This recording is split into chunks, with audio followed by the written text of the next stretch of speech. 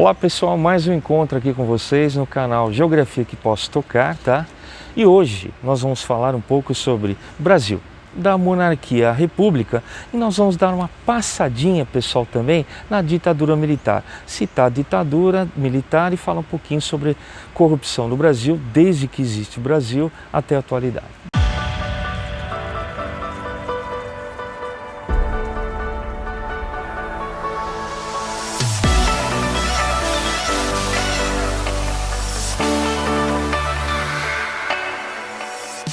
Bom, primeiro nós vamos falar então sobre a monarquia, né? Contexto histórico dessa monarquia, né? No Brasil tivemos um período de monarquia que vai de 1822 a 1889, tá? Quando foi proclamada a República no Brasil. Só que nesse meio tempo aconteceu muita coisa para chegarmos à atual República em que nós estamos, tá bom?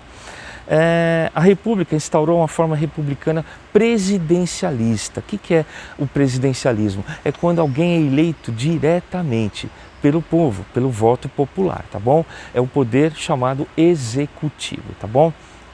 Encerrando, então, no caso, a monarquia constitucional parlamentarista no Império, tá? E por conseguinte, distinguindo também o chefe de Estado, ou seja, o chefe de Estado passa de monarca, rei, para o presidente, tá bom? Essa é a forma de governo, pessoal, que é adotada no país até hoje, bem?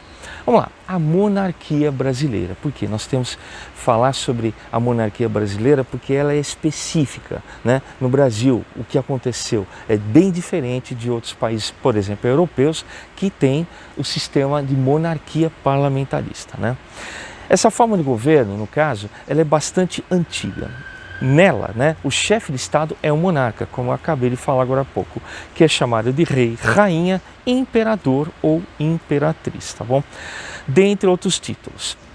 Gente, uma característica, tá, típica da monarquia é o cargo que o rei ocupa, que é hereditário e vitalício. Hereditário, passa de pai para filho, pai para filha, sobrinho, tio, ou seja, algum membro da família consanguíneo é que vai herdar, no caso, esse cargo, tá? E vitalício, como assim? Até a sua morte, ou renúncia, no caso, tá? Até a sua morte, ou seja, acontece a morte e a partir dessa morte é colocado nesse lugar, no lugar desse rei, alguém da família, hereditariamente, tá bem? O período monárquico brasileiro, pessoal, foi iniciado pela Declaração da Independência do Brasil, em 1822, porque até então o Brasil seguia as regras e determinações, tá, de Portugal. O que valia aqui era a Constituição Portuguesa, o que valia aqui eram os mandos e desmandos e leis, né, que eram regidas em Portugal e trazidas para o Brasil. A partir de 1822, quando se proclama a independência ou morte, aquele lance assim e tal, né, o Brasil passa a ter um monarca próprio. Até então não era um monarca, né, era um regente, príncipe regente, e passa então a ser o quê? O monarca, o rei do Brasil, tá? Esse movimento foi liderado por Dom Pedro I, tá? Independente, aquele cara que subiu no cavalo branco, nada disso, velho. A gente sabe que não foi bem assim, né? O cavalo não era branco, não foi às margens do rio Ipiranga, foi descendo a Serra do Mar com um piriri, exatamente. Ele estava com uma desinteria ferrada e acabou escrevendo lá e falou, olha, manda lá para a capital, São Paulo, capital, manda lá para São Paulo e fala que, ó, a partir dessa escritura, desse documento, determinada a independência do Brasil. Mas só depois é que ele vai chegar lá, pessoal. Zoado, né? Muito ruim mesmo, tá? Bom, curiosamente, Dom Pedro I era o quê? Herdeiro do trono português. Lá em Portugal, né, a mãe dele morria, estava para morrer, né, e por conta disso ele seria o primeiro herdeiro direto. Só que ele se fixou no Brasil, adorava, né, o Brasil. Era aquele cara das coxinhas, lembra? Que colocava coxinha nos bolsos assim, ficavam todos engordurados, porque ele adorava a coxa de frango, ele comia o dia inteiro coxa de frango. Ele adorou, amou ficar no Brasil. Ele queria, no caso, permanecer aqui no Brasil como rei e não voltar lá para Portugal como príncipe, no caso, por conta da rainha ainda estar viva, né? Bom, ele se tornou então o primeiro monarca brasileiro, Dom Pedro I. Ele chegou a acumular, gente, os cargos de imperador brasileiro e português ao mesmo tempo, tá? Como eu falei, a rainha estava com o pé na cova, estava para morrer. Então eles contavam que ele retornasse para Portugal para assumir o cargo lá também, tá? Não como rei, mas ainda como imperador. Em breve, né, no período de 1826, no caso, mas renunciou ao trono português, no caso, em favor da sua filha, que era Maria II. Ele renunciou ao cargo de imperador, de rei de Portugal, de virtude do quê? De querer permanecer no Brasil. Era a tal da coxinha que segurava ele aqui, tá?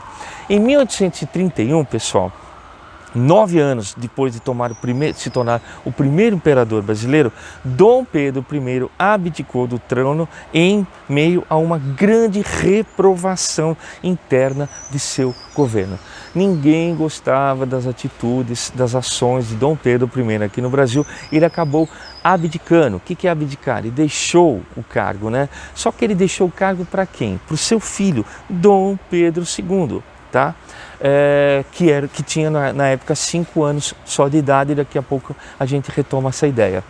No caso, Dom Pedro I teve que voltar, né, para Portugal, porque havia ameaças, né, para sua filha, no caso Maria II, de perder o trono, caso ele, Dom Pedro I, não retornasse a Portugal e assumisse o trono português. Tá? E ele acabou abdicando, como eu acabei de falar, né? Já que ele estava sofrendo pressões internas e externas, né? Essa pressão externa foi a Revolução Portuguesa, em que o Senado, né, o Congresso queriam tomar o poder de Maria II. E ele acabou decidindo voltar a Portugal, tá, pessoal? Voltou a Portugal e deixou aqui o seu filho Dom Pedro II, tá? Só que como ele só tinha 5 anos, tá? Quem assumiu foi uma regência, né? Primeiro uma regência trina, ou seja, eram 3 regentes que ajudavam até ele atingir a maioridade, tá? Os tais 18 anos, essa regência decidiria, tomaria as decisões por ele, tá? E isso se deu até aos 16 anos, 15, 16 anos, quando, né, Regente Feijó chegou para ele e falou: olha, velho, você quer assumir o trono aqui como rei no Brasil? Eu ajudo, só que nós vamos ter que dar um golpe. E esse foi o chamado golpe da maioridade, tá, pessoal? Quando Dom Pedro II, mesmo ainda não tendo a maioridade, acabou assumindo o poder, assumindo como rei aqui do Brasil. Legal? Depois de crescido, então, Dom Pedro II praticamente acabou, né, levou toda a sua vida aqui como imperador, né, rei do Brasil, e até, no caso, a proclamação da República, que foi em 1889.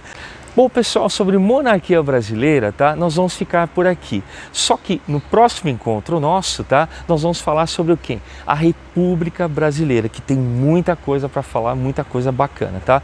Agradeço a vocês, espero que vocês entrem no nosso canal, deem likes, entrem, pesquisem, assistam e critiquem se for o caso. Até lá, até a próxima aula.